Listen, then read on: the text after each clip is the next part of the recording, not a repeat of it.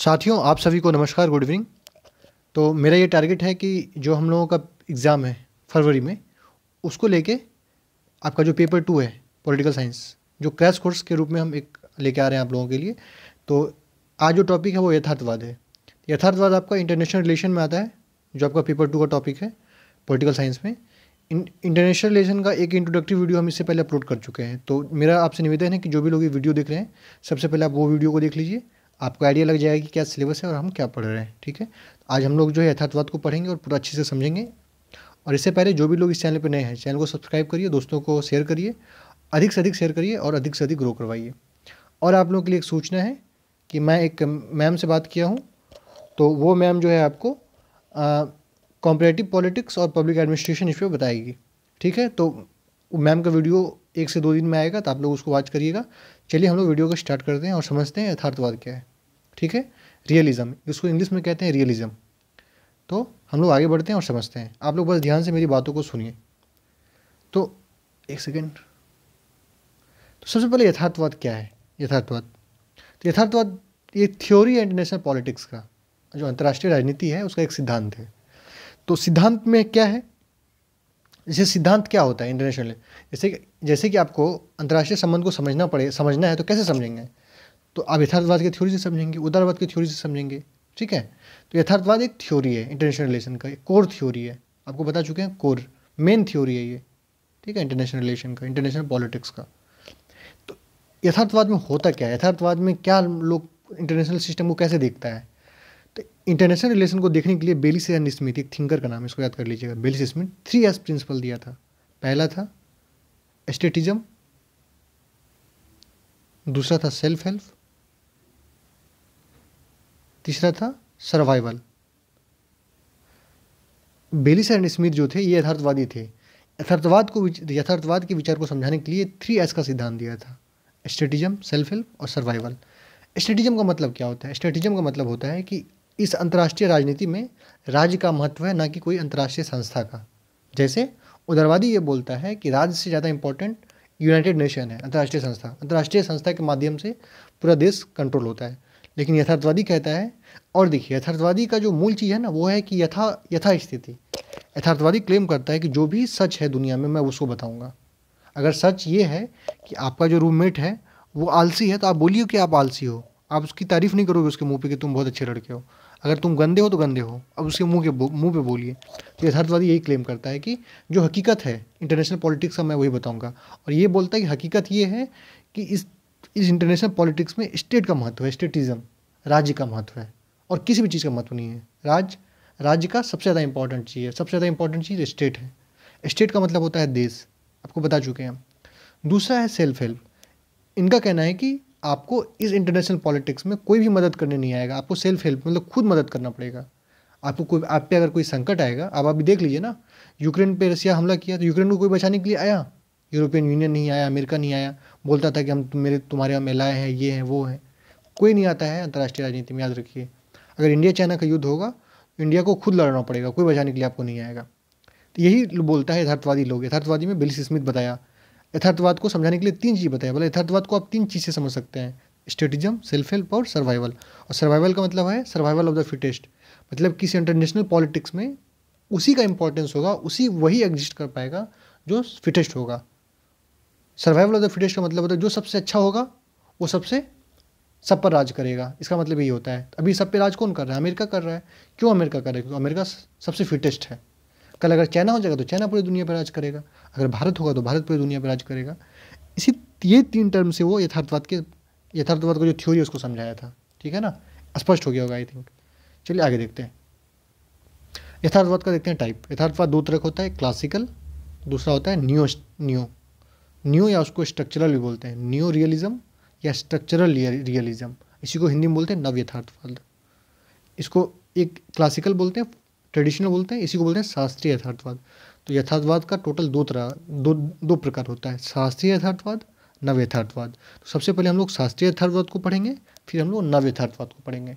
इसको पढ़ लेंगे, हमारा चैप्टर खत्म हो जाएगा। इसी से पूरा क्वेश्चन यूजीसी नेट में आपको जो भी क्वेश्चन पूछा है बस इसी से बन जाएगा आपको, जो इसमें हम बताएंगे टोटल। तो अब देखिए, सबसे पहले हम लोग पढ़ते हैं क्लासिकल यथार्थवाद।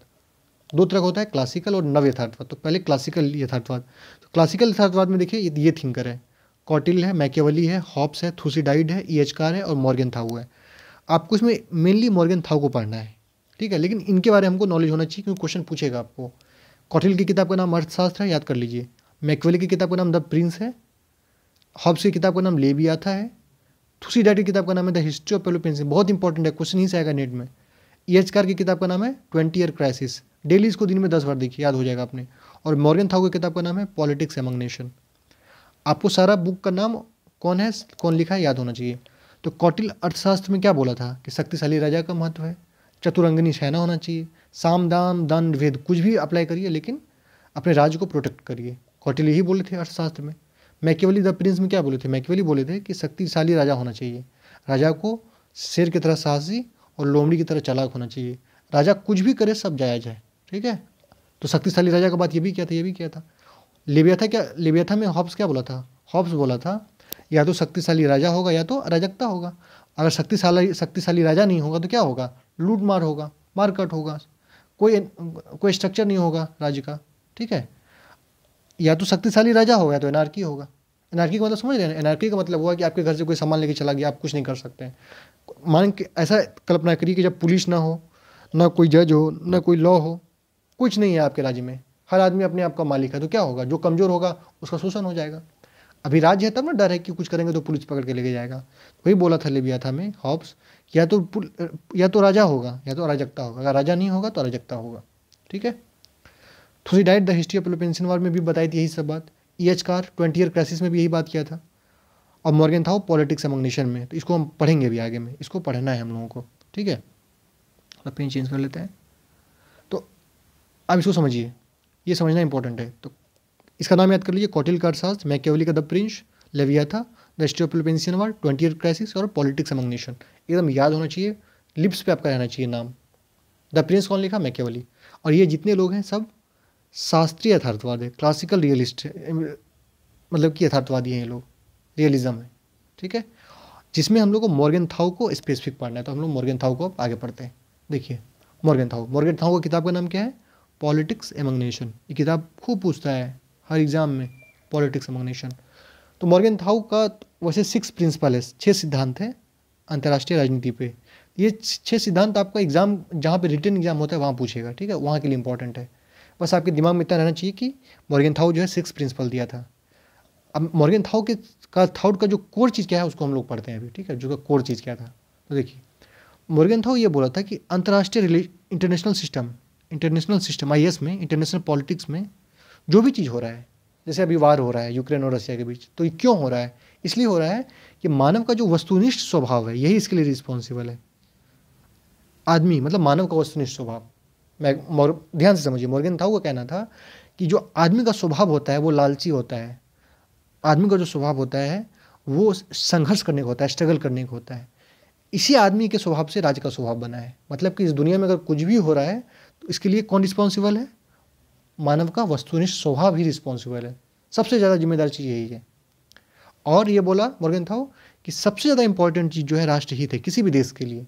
अगर ये इंडिया है, ये चाइना है, अगर इंडिया चाइना से बात करेगा तो किस बेसिस से बात करेगा, अपने राष्ट्रहित को पूरा करने के लिए बात करेगा। और ये बोला कि राष्ट्रहित जो होता है ये डायनेमिक होता है। डायनेमिक का मतलब होता है कि राष्ट्रहित बदलते रहता है। कैसे बदलते रहता है, 1970 के आसपास भारत के लिए सबसे ज़्यादा इंपॉर्टेंट कौन था, रसिया इंपॉर्टेंट था, तो रसिया हमारे राष्ट्रहित में था। 2023 में कौन सबसे ज़्यादा इंपॉर्टेंट हमारे लिए, बताइए, यूएस है। तो देखिए हमारा राष्ट्रहित बदला ना, उस समय हमारे लिए इंपॉर्टेंट था रसिया, अभी मेरे लिए इंपॉर्टेंट है यूएसए। उस समय यूएस के लिए इंपॉर्टेंट था पाकिस्तान, आज यूएस के लिए इंपॉर्टेंट है हमें इंडिया। तो राष्ट्रहित जो होता है ये डायनेमिक चीज़ें बदलते रहता है। और एक चीज़ बोला मॉर्गेनथाउ कि कोई भी जो निर्णय कोई देश लेगा वो तार्किकता के आधार पर लेगा, नैतिकता के आधार पर नहीं लेगा। कोई भी निर्णय, अगर मान के चलिए कि हमको ये देखना है कि कोई यूएनएफसीसी क्लाइमेट चेंज को लेकर कोई कानून लाया है, तो हमको भावनात्मक रूप से निर्णय नहीं ले लेना है, हमको पहले ये देख लेना है कि ये नहीं कि भाई पर्यावरण का ये हो जाएगा, ख़त्म हो जाएगा। आप तार्किकता, आप राष्ट्रहित को देखिए। जैसे कोयला का उपयोग करना ये हमारे इन्वायरमेंट के लिए नुकसानदेह है, लेकिन फिर भी हम लोग ले रहे हैं ना, कोयला यूज कर रहे हैं ना, क्यों, क्योंकि हमारा जो पॉपुलेशन है बहुत गरीब पॉपुलेशन है। अगर हम लोग इलेक्ट्रिक ऊर्जा लेंगे तो उसके लिए बहुत ज़्यादा कॉस्ट देना पड़ेगा जो हमारे पास है नहीं, तो हम लोग तार्किकता के आधार पर काम करते हैं। तो मॉर्गेनथाउ का कहना है कि इंटरनेशनल पॉलिटिक्स में कभी भी नैतिकता को मत देखिए, तार्किकता को देखिए। और इंटरनेशनल पॉलिटिक्स का उद्देश्य क्या होता है? राष्ट्रहित को पूरा करना किसी भी इंटरनेशनल पॉलिटिक्स में। और राष्ट्रहित जो होता है वो डायनामिक होता है, वो बदलता रहता है। और इंटरनेशनल पॉलिटिक्स में जो भी चीज़ हो रहा है वो मानव के वस्तुनिष्ठ स्वभाव के कारण हो रहा है। क्यों? कि मानव का वस्तुनिष्ठ स्वभाव कैसा है? वो संघर्ष करने का है, लड़ने वाला स्वभाव होता है मानव का। इसलिए इंटरनेशनल पॉलिटिक्स में युद्ध हो रहा है, संघर्ष हो रहा है। स्पष्ट है? अब आगे हम देखते हैं नव यथार्थवाद।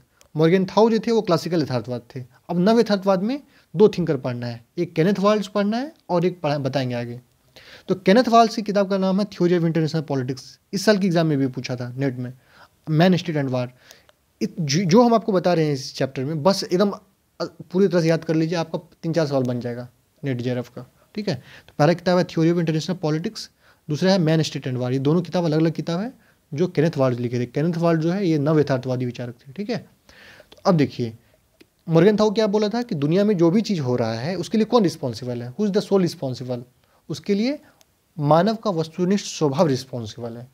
अब देखिए कि केनेथ वाल्स क्या बोला। केनेथ वाल्स बोला इस दुनिया में, अगर ये दुनिया में जो है ना कोई स्ट्रक्चर ही नहीं है। स्ट्रक्चर का मतलब कि जैसे कि ये यूनाइटेड नेशन है, यूनाइटेड नेशन से सारा देश जुड़ा हुआ है।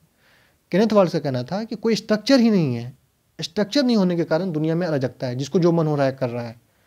अगर एक स्ट्रक्चर के तहत सब जुड़ा रहता है, स्ट्रक्चर का मतलब जैसे मान के लिए कोई एक हेड होता है दुनिया का, जैसे यूनाइटेड नेशन जो संयुक्त राष्ट्र संघ है, उस पूरे देश पे कंट्रोल कर रहा होता तो युद्ध होता? कहीं नहीं होता।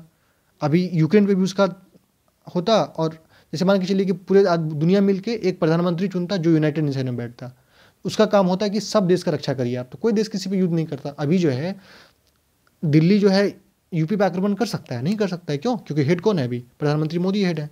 ऐसे अगर पूरा दुनिया का कोई हेड होता तो पूरी दुनिया में कहीं भी युद्ध नहीं होता। क्योंकि अगर हेड है तो वो सबको इक्वल रूप से देखेगा।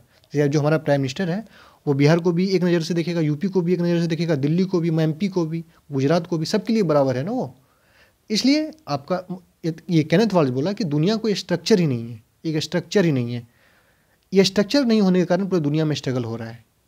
मॉर्गेनथाउ क्या बोला कि मानव का वस्तुनिष्ठ स्वभाव रिस्पॉन्सिबल है युद्ध के लिए पूरी दुनिया में। लेकिन केनेथ वाल्स क्या बोला? स्ट्रक्चर इंपॉर्टेंट है, कोई स्ट्रक्चर नहीं है। अगर कोई स्ट्रक्चर होता, कोई एक इंटरनेशनल सिस्टम होता, कोई एक इंटरनेशनल ऑर्गेनाइजेशन होता जो कि पूरे देश को जोड़ के रखता, तब हमारा देश में युद्ध नहीं होता। ये स्ट्रक्चर पे फोकस किया वर्ल्ड का, और मॉर्गेनथाउ मानव स्वभाव पे फोकस किया। दोनों मंत्र समझिए। ठीक है, तो इंटरनेशनल सिस्टम का कोई स्ट्रक्चर नहीं है, इसलिए विश्व में क्या है? अराजकता है, पावर स्ट्रगल है। ठीक है, ये नव यथार्थवादी विचारक जो है आपके केनेथ वाल्स बोले थे। तो केनेथ वाल्स का और भी बहुत विचार है। वो 3S प्रिंसिपल दिया था, वो भी जो केनेथ वाल्स है आपका 3 की एलिमेंट बताया था। 3 की एलिमेंट एग्जाम के लिए इंपॉर्टेंट नहीं है, नेट जेआरएफ के लिए, वो ऑप्शनल वाले जो यूपीएससी ऑप्शनल उनके लिए इंपॉर्टेंट है। तो अब देखिए ये आपको मैं बता दिया हूँ। तो जो नव यथार्थवादी विचारक केनेथ वाल्स का थॉट पता चल गया आपको। तो नव यथार्थवाद दो तरह का होता है, डिफेंसिव न्यूरिलिज्म, ऑफेंसिव न्यूरिलिज्म। तो ये जो आपका केनेथ वाल्टेज है ये आपका डिफेंसिव न्यूरिलिज्म का एग्जाम्पल है। ठीक है, अब हम पढ़ेंगे ऑफेंसिव न्यूरिलिज्म। ऑफेंसिव न्यूरिलिज्म का जो थिंकर है वो है जॉन मर्सहैमर। जॉन मर्सहैमर, याद कर लीजिए इसको, आगे हम बताएं। और इसकी किताब का नाम है the tragedy of great power politics. Defensive neorealism का थॉट कौन दिया था? नव यथार्थवादी। ये जो भी इनका जो थॉट है ये क्या है? डिफेंसिव न्यूरिलिज्म का है। ऑफेंसिव न्यूरिलिज्म का बात कौन किया था? जॉन मर्सहैमर, जो हम आपको आगे बताने वाले हैं। अब आप लोग देखिए आगे। अब यहाँ देखिए, ये आपका है ऑफेंसिव, डिफेंसिव न्यूरिलिज्म, ये है ऑफेंसिव न्यूरिलिज्म। तो डिफेंसिव न्यूरिलिज्म का थॉट कौन दिया था बताइए? डिफेंसिव न्यूरिलिज्म का थॉट कौन दिया था? तो मैं घेर देता हूँ। डिफेंसिव न्यूरिलिज्म का बात बोला था केनेथ वाल्टेज। किताब का नाम था थ्योरी ऑफ इंटरनेशनल पॉलिटिक्स, और किताब का नाम क्या है? Politics among nation. ठीक है, नहीं, man, state and war. Politics among nation तो मॉर्गेनथाउ की किताब है। दूसरा है ऑफेंसिव न्यूरिलिज्म, कि जॉन मर्सहैमर बोले थे। जॉन मर्सहैमर, नाम याद कर लीजिए, the tragedy of great power politics. ठीक है, हम इसका PYQ लेके आपको सॉल्व करवाएंगे, देखिएगा कितना इजीली बन जाएगा। यथार्थवाद का सारा क्वेश्चन बन जाएगा आपसे। तो अब देखिए दोनों में अंतर क्या है, डिफेंसिव न्यूरिलिज्म में अंतर और ऑफेंसिव न्यूरिलिज्म में अंतर क्या है। देखिए डिफेंसिव न्यूरिलिज्म जो होता है ना, डिफेंसिव पॉलिसी जो होता है ये सिक्योरिटी को मैक्सिमाइज करता है, सिक्योरिटी पे फोकस करता है। सिक्योरिटी का मतलब हुआ आप पे खतरा है तो आप, जैसे कि देखिए इंडिया को देखिए, इंडिया को देखिए, इधर चाइना को देखिए। इंडिया का जो फॉरेन पॉलिसी है डिफेंसिव फॉरेन पॉलिसी है। चाइना का क्या? ऑफेंसिव। कैसे? चीन रोड बना रहा है बॉर्डर पे तो हम रोड बना रहे हैं। ठीक है, मतलब कि आप अपना सिक्योरिटी को बढ़ा रहे हैं कि सामने वाला से खतरा है तो आप अपना रोड बनाना चालू कर दो। लेकिन जो ऑफेंसिव होगा वो पावर को बढ़ाएगा, पावर को बढ़ाएगा, वो सिक्योरिटी नहीं, पावर। पावर बढ़ाने का मतलब होता है सामने वाला करे ना करे, आप अपना काम करते रहिए। इंडिया रोड कब बना रहा है? जब चीन बना रहा है, समझ रहे हैं ना। लेकिन चीन जो है तो रोड तब से बना रहा था जब इंडिया नहीं बना रहा था। तो ये पावर मैक्सिमाइज करता है, इंडिया क्या करे, सिक्योरिटी मैक्सिमाइज करता है, ठीक है। दूसरा चीज़ देखिए, जो भी डिफेंसिव आदमी होगा वो चाहेगा कि यथास्थिति बने रहे, अगर ये बॉर्डर है तो ये बना रहे, इससे ना हम उधर जाए ना वो इधर आए। लेकिन जो ऑफेंसिव होगा वो चाहेगा कि हम इसके अंदर चले आएँ और इसके बॉर्डर के अंदर है और हम ज़मीन को हड़प लें। ये ऑफेंसिव न्यूरलिज्म जो चीन का है, ये जो है रेविजनिस्ट पावर होगा। रेविजनिस्ट का मतलब कि अगर ये बॉर्डर है इसको बदलना चाहेगा। लेकिन जो डिफेंसिव होगा वो चाहेगा कि स्टेटस क्यो मेंटेन रहे, स्टेटस क्यो, ठीक है। स्टेटस क्यो मतलब जैसा है वैसा ही बना रहे, ठीक है। डिफेंसिव जो होगा वो balance of power maintain. Balance of power का मतलब हुआ कि जैसे कि तराजू है एक, इधर 1 kg, अगर चीन 5 को बॉम्ब खरीदा है, हम भी 5 को बॉम्ब खरीद लो, ठीक है, बैलेंस पावर करके रखो। लेकिन जो आपका ये होगा ऑफेंसिव पावर होगा, वो पावर मैक्सिमाइज करेगा। वो क्या करेगा? पावर मैक्सिमाइज करेगा। वो बैलेंस ऑफ पावर नहीं करेगा, वो पावर को मैक्सिमाइज करेगा। वो जो है सब कुछ खरीद लेगा, आपका supersonic missile, hypersonic missile, irrespective of India बनाया कि नहीं बनाया। चीन देख रहे हैं ना, सब कुछ कर रहा है, उसको कोई फर्क नहीं पड़ता कि इंडिया क्या कर रहा है। उसको सुपर पावर बनना है। जो सुपर पावर होगा वो ऑफेंसिव न्यूरलिज्म का थॉट को अपनाता है, ठीक है। तो बस इतना ही है इसमें। बस आप इसको अच्छे से कर लीजिए, आपका सारा क्वेश्चन बन जाएगा, मेरा गारंटी है। Thank you.